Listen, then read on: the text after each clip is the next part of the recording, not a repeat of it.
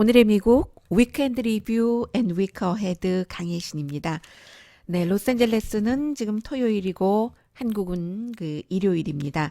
이번 주에 가장 중요한 뉴스 가운데 하나가 아니라 거의 모든 뉴스를 제치고 중요한 뉴스가 이제 며칠입니까? 내일 모레 로스앤젤레스 시간으로 한국 시간으로 마찬가지죠. 싱가포르에서 열리는 북미 회담이고 그리고 이제 그 G7의 경우는 이 회의는 여러 가지로 굉장한 의미를 주고 있고요.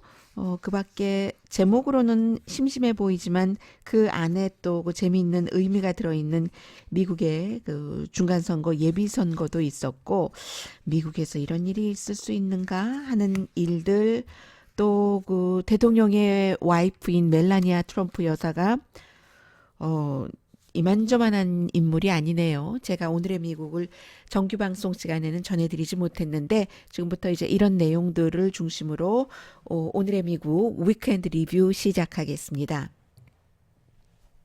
너무나 이제 북한 북미 회담에 대해서는 모든 사람들이 다 알고 있기 때문에 뉴스도 많이 나오고요. 쏟아진다는 표현이 적절할 정도로 그래서 이제 여러분과 제가 알고 있는 내용들을 한번 이렇게 이번 주에 어떤 일이 있었지 정리해 가면서 있을 회담에 대한 예상을 해볼 수 있지 않을까 각자 나름대로 그런 기분으로 정리를 하겠습니다. 가장 중요했던 것은 아베 신조 일본 총리와 2시간 동안이나 회담을 하고 나서 트럼프 대통령이 이제 기자들에게 공동 기자회견에서 질문하고 답하는 과정에서 이번에 회담이 잘 되면 미국에 초대할 수 있다. 그것도 이제 별장보다는 별장이냐 백악관이냐 하니까 백악관부터 초대하는 게 적절할 것 같다 하고 역시 일이 잘 되면 평화협정에도 서명할 수 있다. 종전 합의문 사인 같은 것을 얘기를 하죠.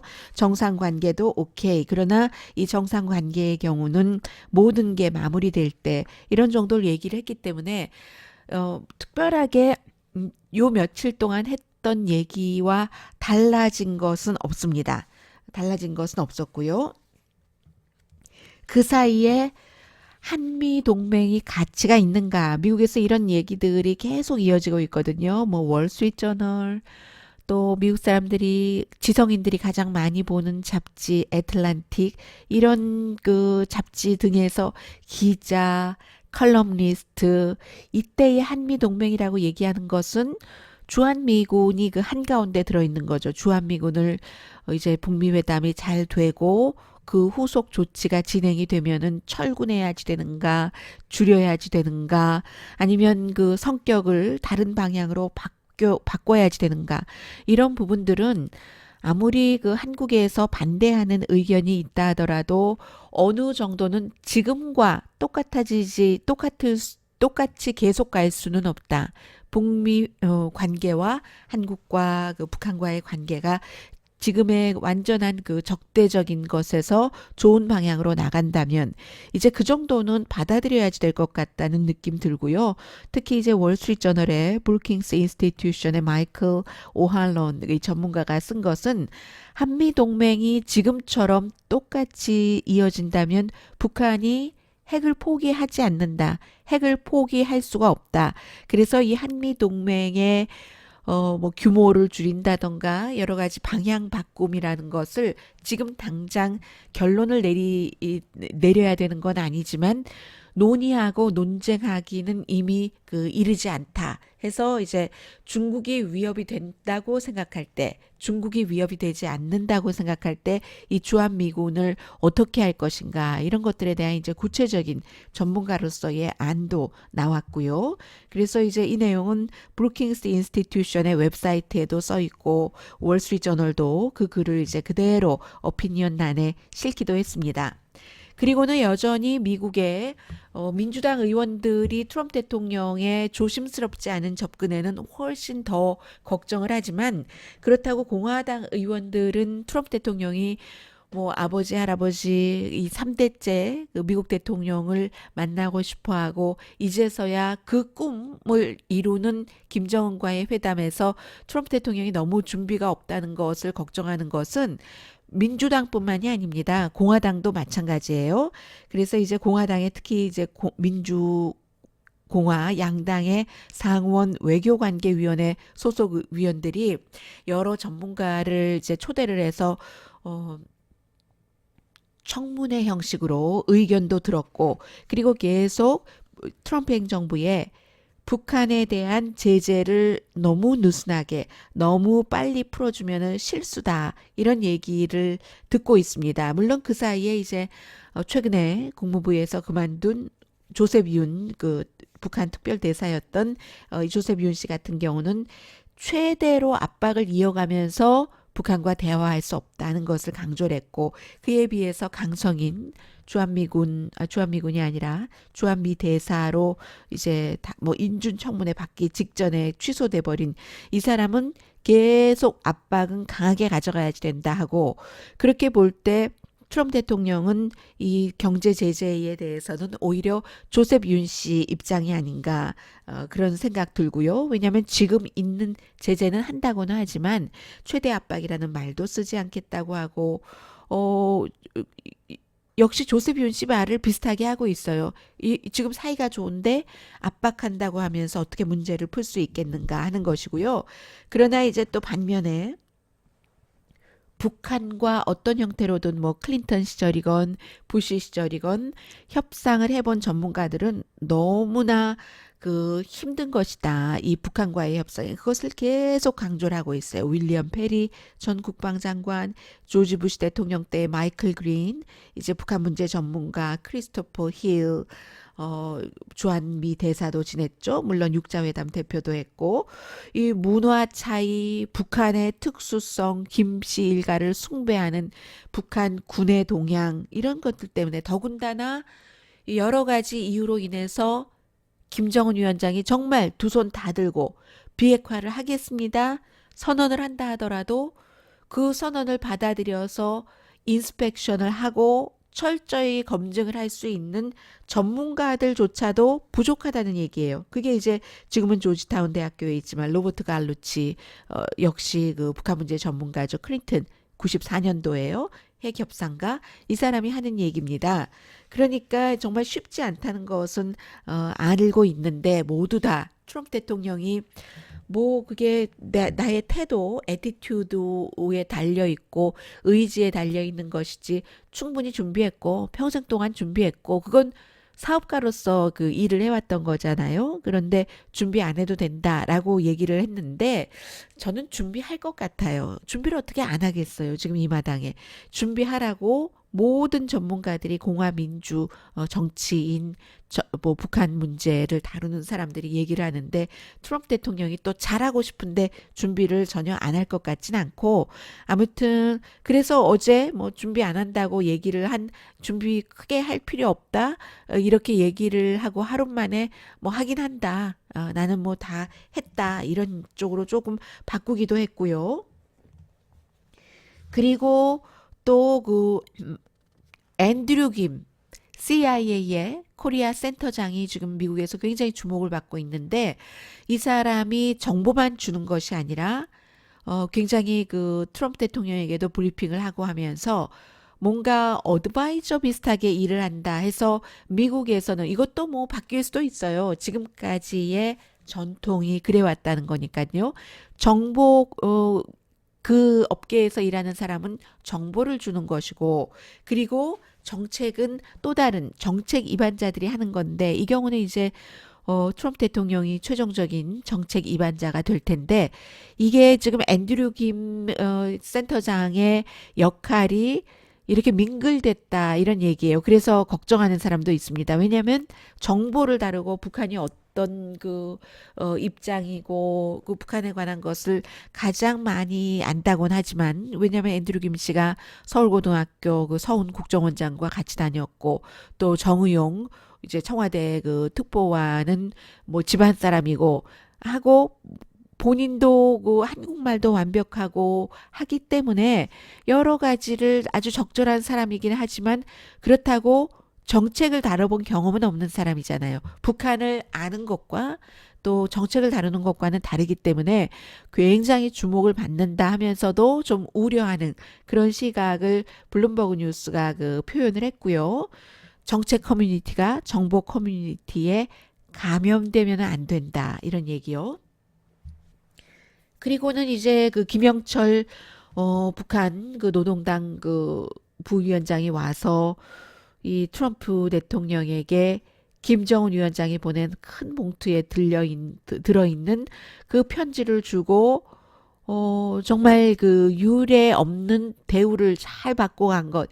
여기에 대해서 반대하는 사람도 있고, 뭔가 트럼프 대통령이 김정은 위원장과 잘 지내보자는 신호이기도 하고, 아니면 분위기를 좋게 해서 나도 이만큼 했으니까 당신도 싱가포르에 올 때 큰 선물을 가지고 오세요 하는 사인일 수도 있다라고 얘기는 하는 거고요. 어쨌든 그 즈음에 북한에서는 군수 내부 3인방을 교체를 했는데 젊은 사람들이고 개방적이고 또 서구와 손을 잡는 것에 대해서도 거부감이 덜한 사람, 그리고 더 중요하다고 할 수 있는 것은 아무에게도 충성하지 않고 김정은 위원장에게만 충성을 해서 김정은 위원장이 며칠 동안 싱가포르를 가기 위해서 북한을 비워도 전혀 이제 쿠데타 위험을 느끼지 않는 그런 사람으로 군수 내부를 바뀌었다는 거고요. 그리고는 이제 루돌프 줄리아니 전 뉴욕시장이 대통령의 그 변호사로 있으면서 되지도 않는 소리를 많이 하고 있습니다. 그런 것도 뉴스가 됐었는데 그것은 제가 뭐 그냥 스킵하겠어요. 다시 그 트럼프 대통령이 취소한다라고 얘기를 했었을 때 무릎 꿇고 싹싹 빌어서 다시 이게 성사된 것이다 하는 그런 내용. 근데 이 사람은 이 북한 문제에 대해서는 전혀 관여를 할 수 있는 입장이 아닌 사람이 지금 이스라엘에 가서 컨퍼런스 한다고 그런저런 얘기를 하고 있고요. 그 사이에 북한 군이 오히려 AP통신의 보도였는데요. AP통신의 평양 지국장인 에릭 그 타마르지 씨가 도쿄로 나와서 쓴 글인데, 보통 군이 미국과 핵회담을 하는 것을 너무 반대한다라는 것만 보통 사람들의 마음속에 들어있는데, 오히려 북한의 군대는 특별한 위치이기 때문에 군으로서뿐만이 아니라 경제적인 모든 것을 맡고 노동력부터 관리까지 하고 있기 때문에 오히려 북미 회담이 잘 돼서 경제가 풀리고 나면은 그 군인들도 뭔가 생기는 것도 많고 해서 뭐 일반 군인까지 임금 상승이 돼서 해피할 수도 있고, 또 군의 그 높은 계급의 사람은 더 많은 것을 얻어갈 수 있기 때문에 좋을 수도 있다. 군인들이 좋아할 수도 있다. 선물 받은 거와 마찬가지일 수 있다. 이 북한에서는 예산의 3분의 1이 군에서 쓰여지기도 하니까요. 그리고는 이제 트럼프 대통령이 최대 압박이라는 말 자체도 쓰지 않겠다고 한 뒤에 이미 뭐 중국의 움직임이요. 북한과 뭐 거래를 하는 경제 거래를 북한이 중국과 90%를 하고 있으니까 그런 것, 뭐 단동에 있는, 그리고 그 북한과의 국경에 있는 그런 아파트먼트 너무 비싸지고 있고요. 또 물론 DMZ에 있는 그 땅값도 뭐 2월 달에 뭐 미국식으로 스퀘어풋 땅 2달러 조금 넘었다면 지금 5달러가 넘고, 도라산 이 근처에는 뭐 13달러까지 하고 한다는 것처럼 중국과 이 북한의 국경도 굉장히 땅값 올라간다고 하고, 캄보디아, 싱가포르, 말레이시아, 버마, 이런 미얀마 이런 데도 전부 무역을 다시 북한과 시작했다는 뉴스도 나오고 있고요. 그리고는 니콜라스 크리스토프 씨라는 아주 진보적인 그런 뉴욕타임스의 컬럼니스트가 와이프도 중국계이고 그래서 중국에 대해서는 인권 문제 많이 다루고요. 북한을 여러 번 갔기 때문에 북한에 대해서 많이 다루고 있는데, 이 사람은 미국의 민주당이 어린아이들처럼 트럼프 대통령이 좀 북한에 대해서 잘 해보려고 하는데 트럼프스럽지 않게 이 외교 문제를 올바른 방향으로 이끌어가고 있는데, 여기에 민주당이 딱 그 발뿌리를 잡아매고 있다. 이런 그 지적을 하고 있어요. 그 핵 전쟁을 피할 방법을 발견을 해서 트럼프 대통령이 일하고 있는데 물론 트럼프 대통령이 국내에서 여러 가지 문제들을 제대로 처리하지 못하기 때문에 북한 이슈에 대해서도 안심할 수 있는 것은 아니지만 방향은 옳지 않느냐 이런 그 방향으로 나가고 있는데 이제 민주당의 지도부에서 확인할 수 있는 미사일 해제 그 방법이 없이 경제 제재를 풀어주는 것은 나쁜 협상이다라고 얘기를 하고 언제 어디서든지 북한의 핵을 사찰할 수 있도록 또 상황학 무기 프로그램 폐기까지 거기에 다 이번 협상에 넣어야지 된다. 이렇게 얘기를 하는데 그건 한 국가를 침략하는 거다. 북한이 도저히 받아들일 수 없는 것이다. 이게 이제 니콜라스 크리스토프 씨예요.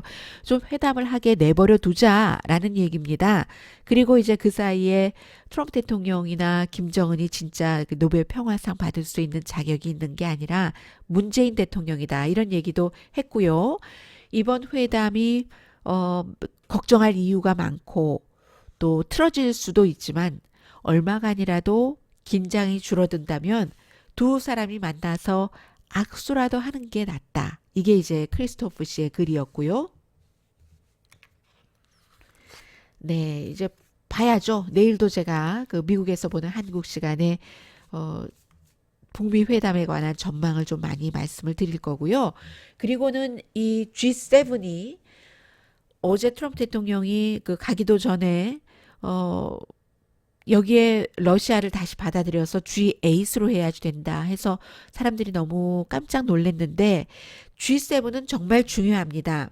이 트럼프 대통령이 늦게 가고 일찍 나와서 뭐 파리 기후 조약이라든가 아니면 어떠한 그 선언문 같은 것을 작성하고 이런데 별로 나 관심 없다 이거예요. 여러 가지를 보여주는 거죠. 왜냐하면 일찍 나오는 것은 오히려 좀 이해가 돼요. 왜냐하면 뭐 김정은 위원장도 싱가포르에 일찍 도착한다고 하고 더군다나 미국 대통령은 시차가 있기 때문에 좀 일찍 가서 쉬는 것 충분히 이해를 합니다. 그런데 어제 사실은 그렇게까지 늦게 그 출발할 필요는 없었거든요. 마음에 안 든다는 거예요. 그리고 출발하기 전에 아니 그 러시아가 그 경제적으로 그렇고 지역적으로도 그렇고 이걸 넣어야지 왜 이 불공평하다라고 얘기를 했는데 뭐 러시아는 나중에 우리나 그거 별로 상관 안 해. G20에 포커스를 두겠어. 이런 식으로 얘기를 했지만 이 G7이 러시아를 빼버린 것은 G8으로 하다가 빼버린 것은 러시아가 크림반도 우크라이나를 침공했기 때문에 그런 것이고 지금 이번에는 G7 회담이 캐나다에서 열리는데 캐나다가 우크라이나 태생 사람들이 가장 많이 살고 있는 해외입니다. 그래서 이제 이 더 그 뜨거운 이슈가 됐었고요. 그리고는 뭐 이미 그 케이스가 기각당했고 지미 카러에 의해서 사면을 당한 무하메드 알리를 포함해서 3천 명 정도 사면할 사람들 지금 내가 리스트 들고 있다는 뭐 그런 얘기도 했고요. 알리는 이 사람이 종교를 무슬림으로 바꿨기 때문에 무하메드 알리고 원래 이름은 그 따로 있잖아요. 양심적으로 베트남 전쟁을 반대했고 전쟁에 반대했고 사람 죽이는 것에 반대했고 그래서 병역 거부를 했었던 사람이기 때문에 찬란하던 시절에 권투를 할 수 없었지만 4년 뒤에 71년도에 4년 정도 못했죠. 71년도에 연방대법원에서 그 케이스를 기각했고 77년도에 사면 당했습니다. 뭐 좀 잘 보고해야지 돼요. 트럼프 대통령은. 그리고 이 G7에 대해서 이게 이제 또 하나의 새로운 국가 틀이잖아요. 왜 중요하냐면 트럼프 대통령은 사실은 공약을 잘 지키고 있는 거예요. 공약에서 중국과의 무역 적자, 세계와의 무역 적자 이런 것 때문에 이렇게 하겠다라고 얘기를 하고 있는데 지금 트럼프 대통령이 집중하고 있는 무역 적자는 물건을 공장에서 굴뚝에서 연기되면서 만드는 거기에 관해 그로 인해서 나오는 무역 적자이지 서비스에 대해서 얘기하지 않고 있어요. 계산할 때도 서비스를 넣지 않습니다. 지금 그 트럼프 대통령이 당신의 의견 어때? What do you think, Peter? 항상 피터거든요. 그래서 이제 백악관에서 세계주의자들, 글로벌리스트들이 다 게리 콩까지 빠져나갔는데 견디지 못하고 나간 거죠. 피터 나바로. 이 사람은 이 무역 적자가 미국에서 1년에 8억 달러인데 이건 있을 수가 없는 일이다라고 보는데 그 무역 적자에 상품 서비스를 넣지 않고 요즘은 컴퓨터 관련해서 또 금융 시스템 서비스 같은 것이 굉장히 많잖아요. 그런데 트럼프 대통령 자신도 그렇고 피로 나바로도 그렇고 이제 그 반대하는 측에서 얘기할 때는 이 사람들은 50년대의 마인드다. 그 뭐 나이도 많지만요. 50년대의 마인드를 가지고 어떻게 지금 2020년대를 살 수가 있는가 하는 것이거든요. 중국에 대해서 피로 나바로가 또 굉장히 강성이고 해서 뭐 관세, 철강, 뭐 알루미늄 이런 것을 다 피로 나바로가 만든 거고 트럼프 대통령은 공약할 때 이제 일자리를 다 잃어버린 제조업 기반 그런 데서 내가 일자리 주겠습니다 하고 얘기를 했기 때문에 일자리가 조금씩 생기기도 하고는 있어요. 많지는 않아요. 글쎄요. 저는 많은 전문가들이 얘기하는 것처럼 미국의 굴뚝 산업이 트럼프 대통령이나 피터 나바로가 원하는 것처럼 다시 돌아올 수 있다고 생각하지는 않습니다. 세상의 흐름을 어찌 바꾸겠어요. 바꿀 수 없다고 보여지는데 그래서 피터 나바로는 뭐라고 얘기를 하냐면 미국의 미래가 서비스라는 거 금융 서비스 다 포함해서입니다. 실리콘밸리 서비스 포함해서요.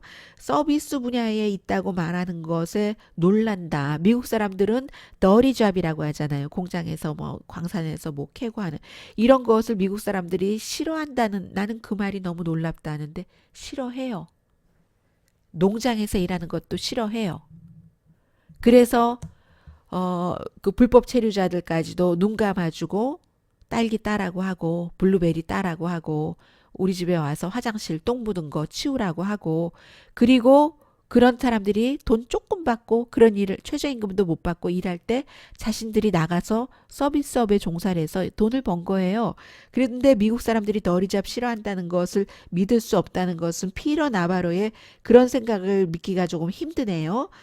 그래서 게리 콘 같은 사람이 경제 자문이었다 결국은 뭐 떨려 나갔는데 게리 콘은 피터 나바로를 거짓말장이라고 얘기를 합니다. 경제에 대해서 아는 것도 없고 대통령에게도 거짓말을 하고 여러 가지 그 수치도 그래서 알루미늄과 이 그 철강에 관한 관세안이 나오게 됐다라고 얘기를 하는데 이제 트럼프 대통령은 공약을 지키면서 중국과도 싸우고 멕시코, 캐나다, 나프타 어제도 나프타 얘기하더군요.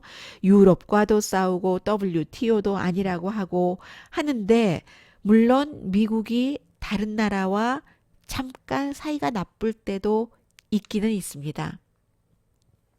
예를 들어서 조지 부시 전 대통령은 이라크와 전쟁을 치를 때 유럽에서 엄청 반대를 했었어요.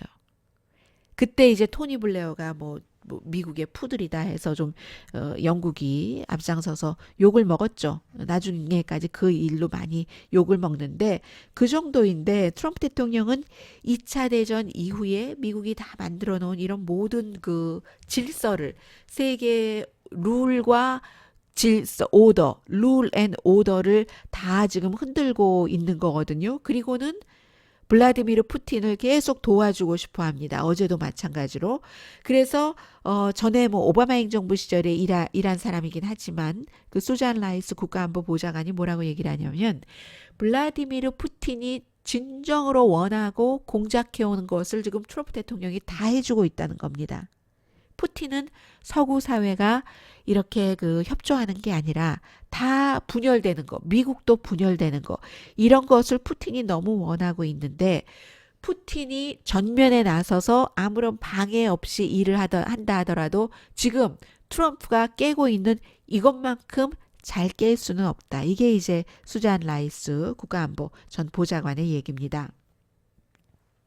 그리고 중요한 것은 미국이 이렇게 다른 나라와 뭔가를 깨면은 깰수록 중국이 계속 그 자리에 들어가잖아요. 심지어는 그 독일이나 일본 같은 경우도 일본도 아베 신조도 트럼프 대통령에게 그렇게 잘하는 것 같이 하지만 미국이 이제 그 일본에 대해서 관세 부과를 이렇게 하고 하면 어쩔 수가 없는 겁니다. 중국과 무역적인 면에서 손을 잡을 수밖에. 그리고 무역에서 돈을 벌자면 또 중국이 원하는 다른 것도 해줘야 되잖아요. 그런 문제가 있고 또 중국의 경우는 지금 미국의 가장 중요한 라이벌인데 상품을 만들지 않습니다. 아니죠. 상품만을 만듭니다.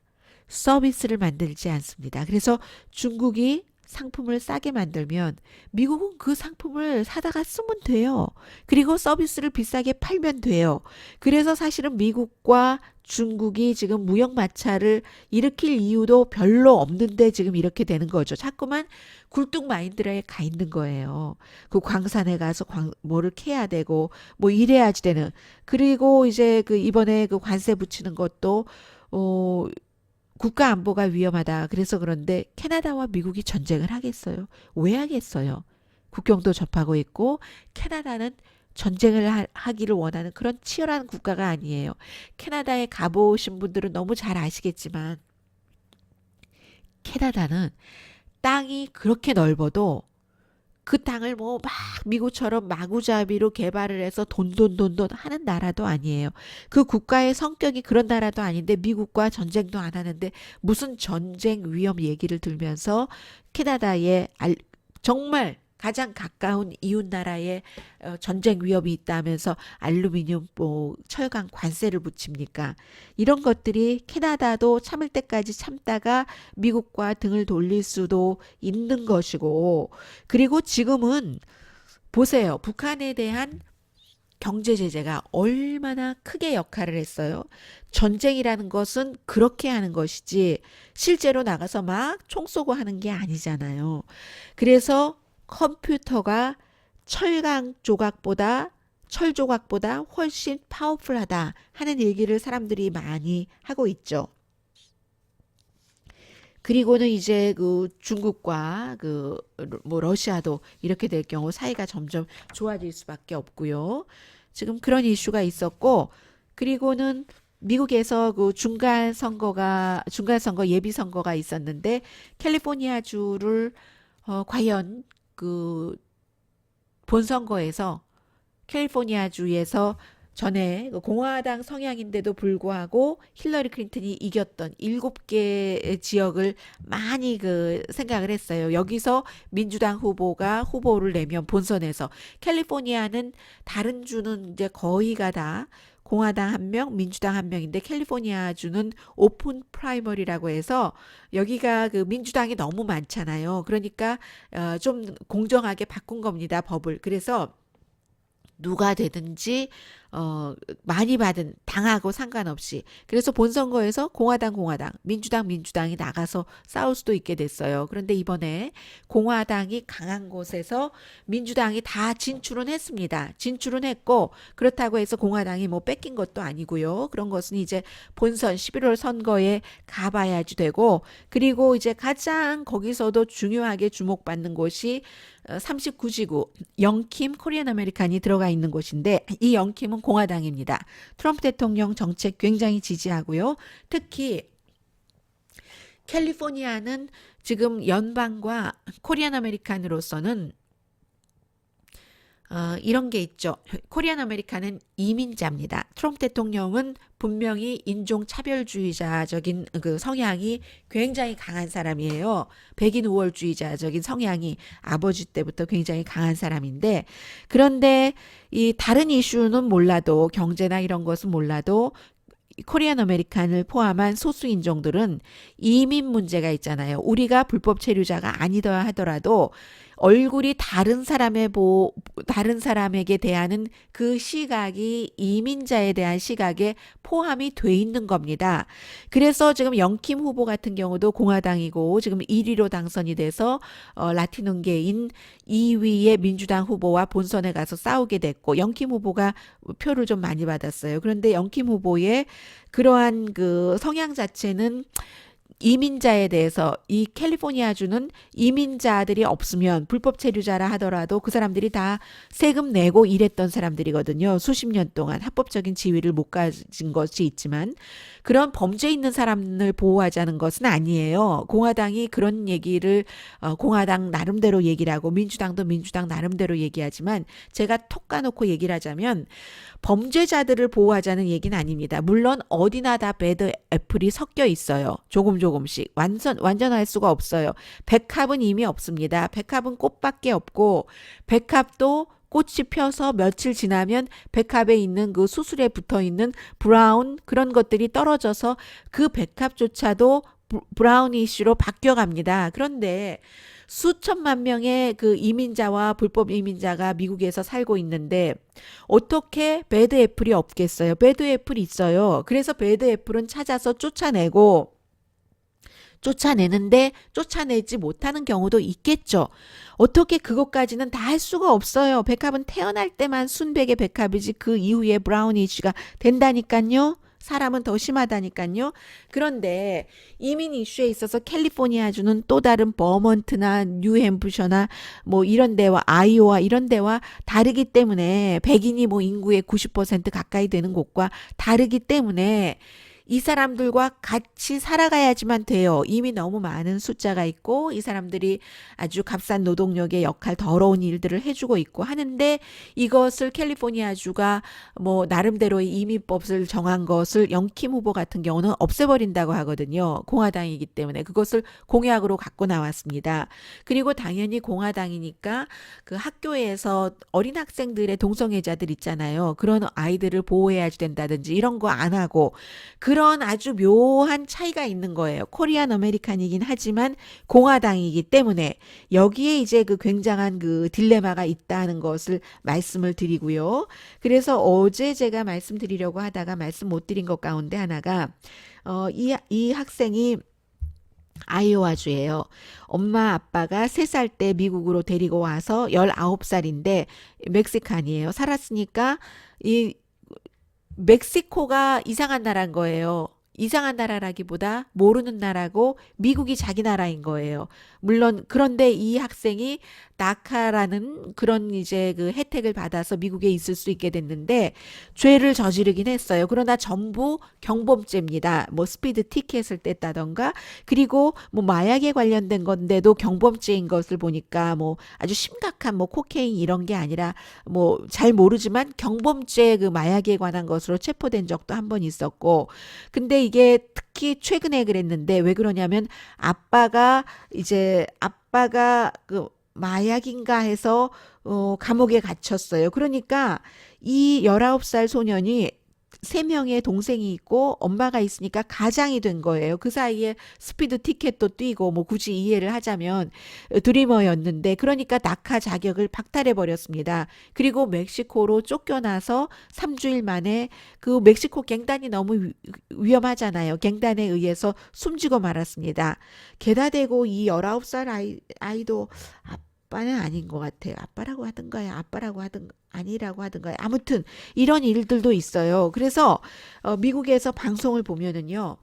예를 들어서 오랜 동안 수십 년 동안 백인들이 안 하는 일 하면서 돈 조금 받고 그리고 세금은 내고 일해온 서류 미비자, 불법 체류자에 대해서 온정적으로 생각하는 사람들 같은 경우는 이제 이런 스토리를 부각시켜서 얘기를 하고 팍스뉴스는 이민자 같은 사람들 보도를 할 때 막 험상궂게 생긴 사람들 있죠. 그런 사람들을 그 내놓고 하거든요. 그런데 이 문제에 대해서는 조지 부시 아들 부시 대통령이 얘기한 것을 제가 말씀드리고 싶습니다. 아들 부시 대통령이 텍사스 주지사였고 공화당으로서 이제 대통령 선거에 나올 때 너 이민 정책 어떻게 할 거야 하고 반대하는 사람이 많았어요. 그때 아들 부시 대통령이 뭐라고 얘기했냐면 우리 공화당은 가족의 가치, 패밀리 밸류를 굉장히 중요하게 생각하는 당입니다. 하면서 이제 그 텍사스에 있는 강 저는 가보지 않았지만 리오 그란데 리버에서조차도 이 가족의 가치는 멈추지 않습니다. 뭐 여러 가지를 의미한 건데요.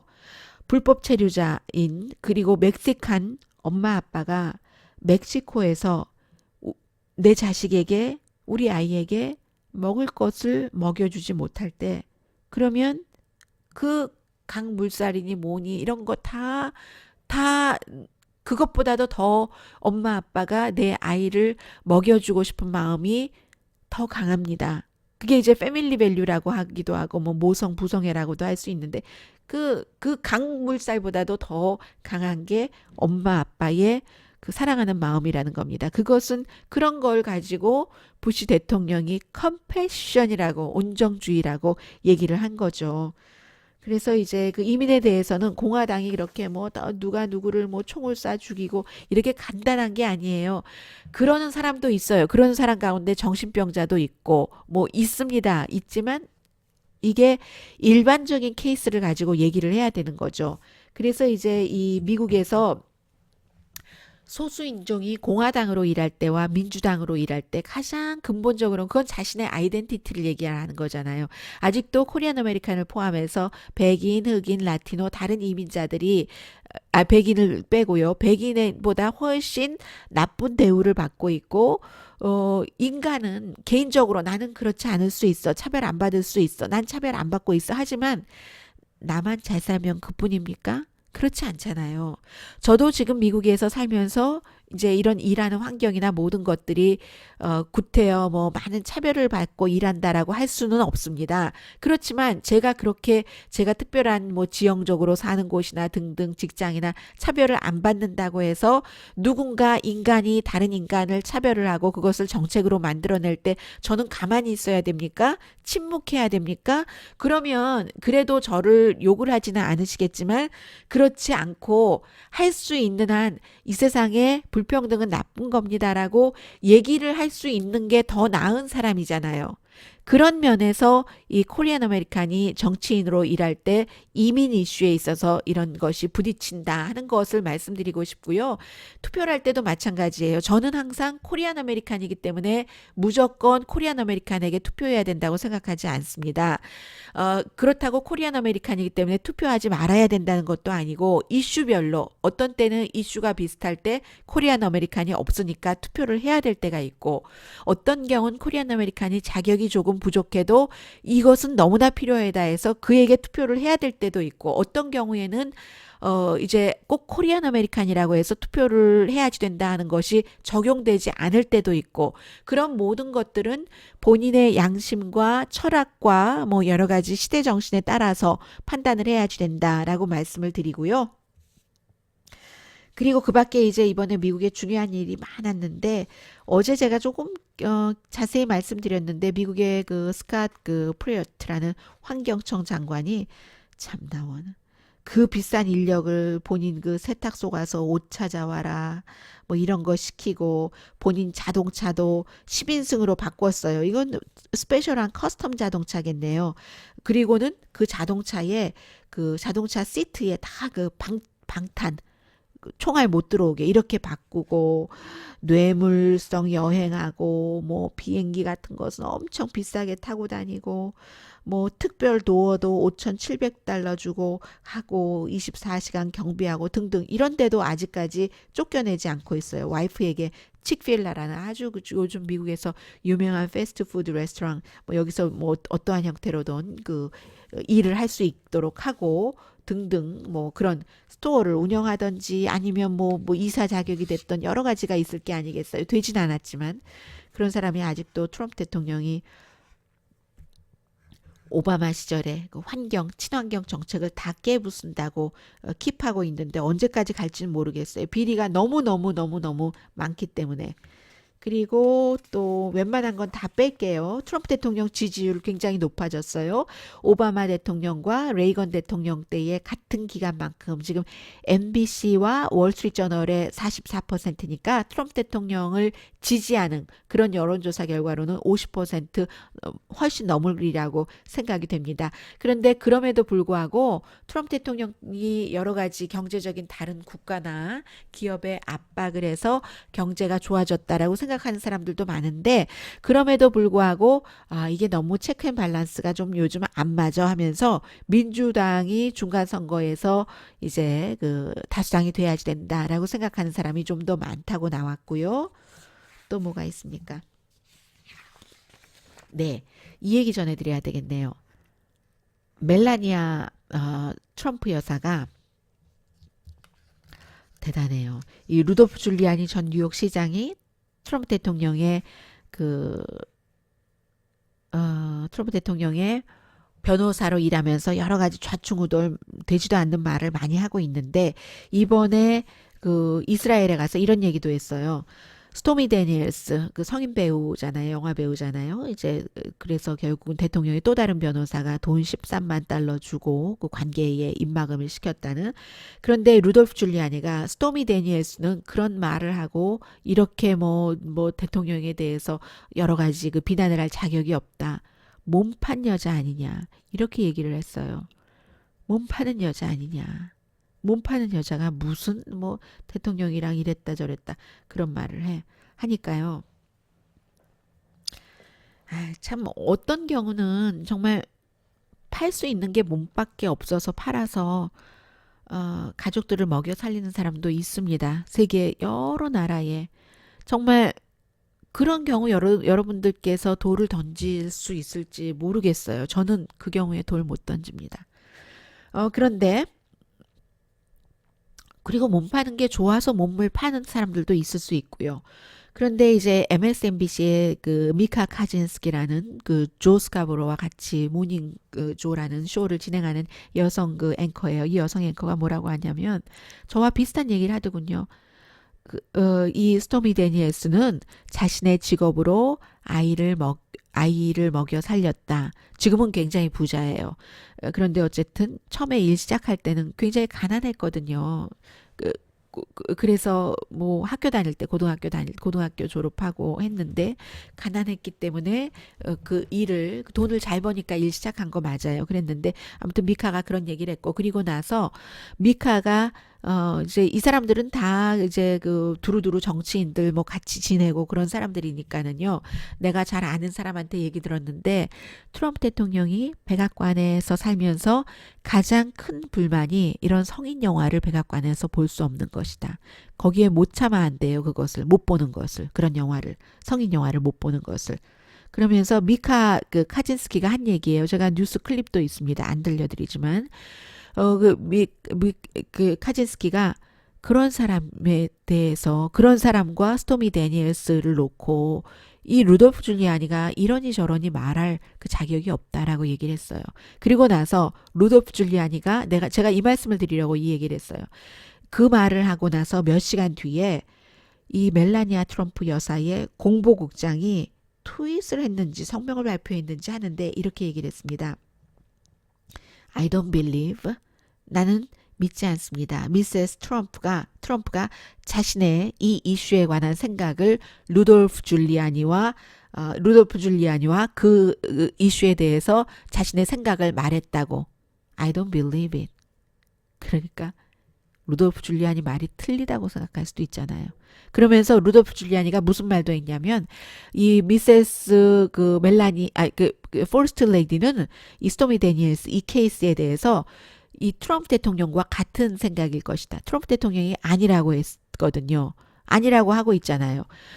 근데 상황은 아닌 것 같진 않고 그런데 이 딱 그 공보국장이 그 포스트 레이디의 공보국장이 그 미세스 트럼프가 자신의 생각을 루돌프 줄리아니와 말했다고 믿지 않는다. 이거는 대통령의 입장도 아니고 루돌프 줄리아니의 입장도 아니라는 말일 수가 더 높잖아요. 그리고 포스트 레이디가 루디 줄리아니가 그런 말을 하고 나서 이런 케이스에 몇 시간 만에 바로 공보국장 시켜서 이런 성명을 발표하는 것도 이거 쉽지 않은 일이죠. 뺨 때린 거죠. 이건 뺨 때린 거예요. 대단해요.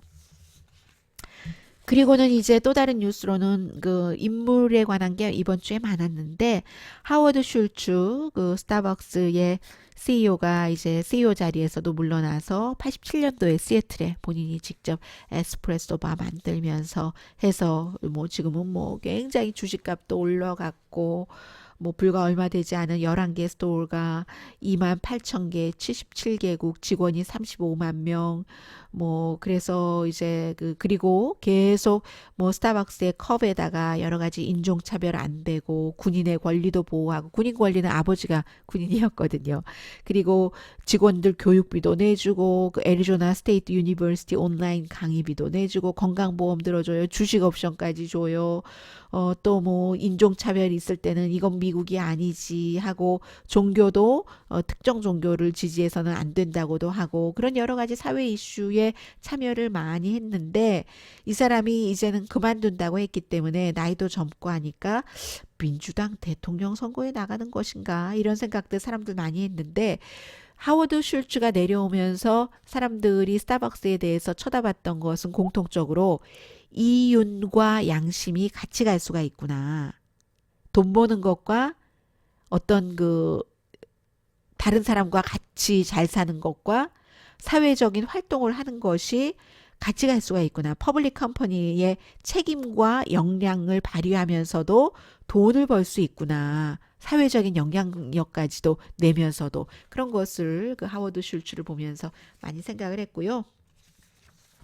또 한 사람은 어제 숨진 그 앤서니 볼덴 이 사람 같은 경우는 미국에서 그 CNN 동료들이 그 볼데인이라고 부르고 있습니다. 보르댕 뭐 이럴 수도 있지만 앤서니 볼데인이라고 부르거든요. 그런데 이제 이 사람이 그 CNN에서 음식 세계 각 나라를 다니면서 음식을 했고 그런데 음식을 넘어서 개인적으로 역경도 많았던 사람이고요. 어렸을 때 마약, 뭐 80년대 코케인에 빠졌고 술은 지금도 좀 많이 해요.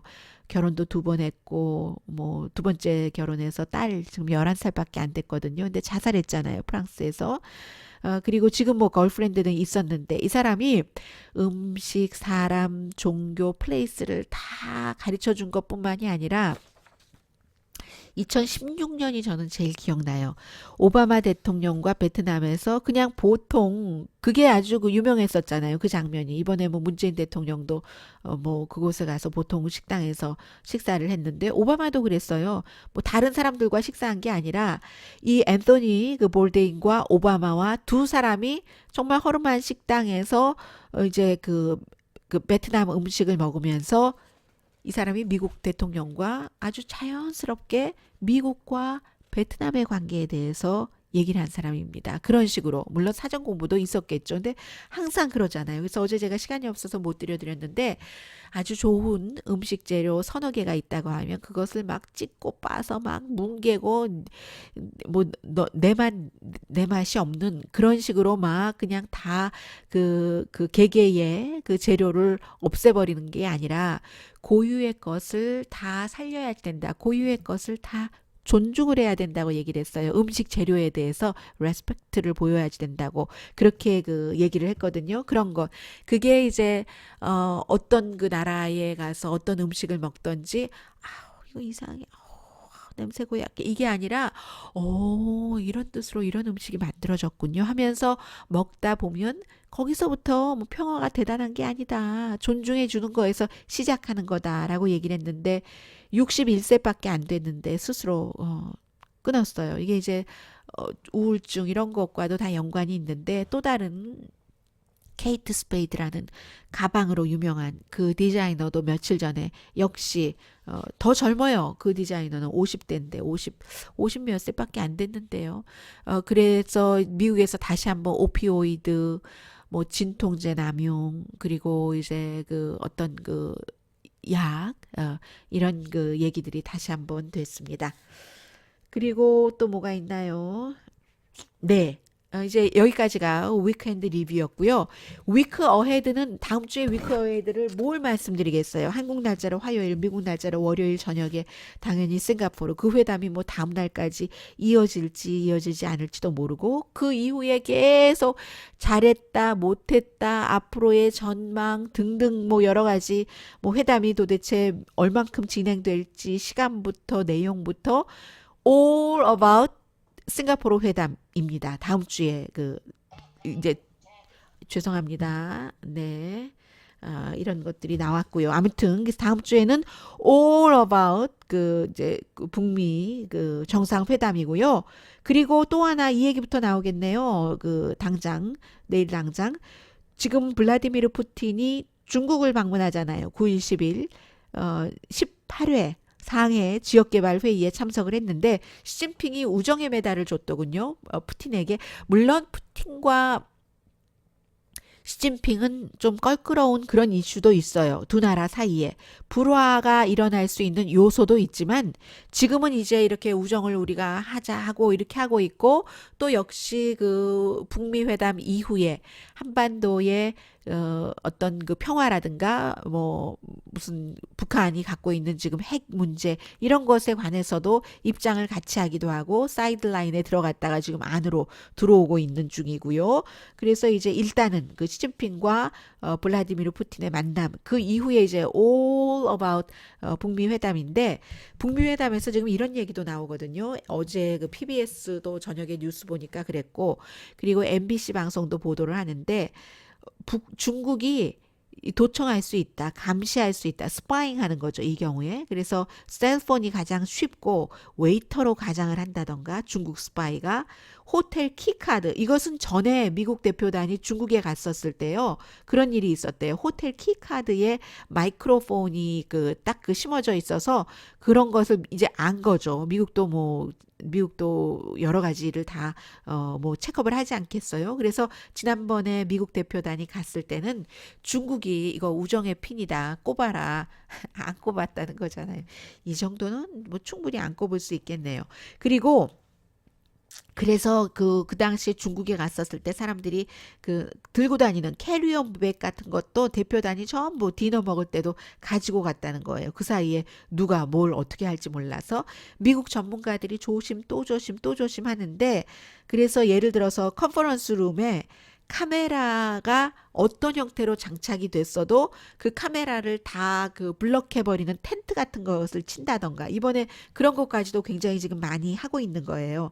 셀폰이 최대 위협인데 저는 이 최대 위협도 트럼프 대통령이 최대 위협이에요. 왜냐하면 트럼프 대통령이 전화기를 몇 개를 가지고 쓰면서 그것을 장치를 안 해놓는 전화가 두 개인가 한 개인가가 있다고 하잖아요.